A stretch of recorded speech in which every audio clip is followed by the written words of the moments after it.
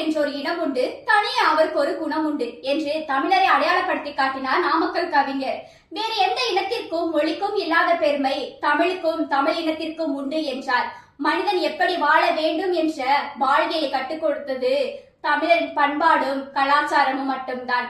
கல்வி, வீரம், போர் ஆகியவற்றில் மங்காத தனிப்பெருமை கொண்டது தமிழரின் பண்பாடு. வழியில் செல்லும் வழிபோக்கர்கள் கூட அமர்ந்து செல்ல திண்ணை அமைத்து வீடு கட்டிய தமிழரின் பண்பாட்டு கோட்பாட்டை யாரும் புறந்தள்ளிவிட முடியாதே.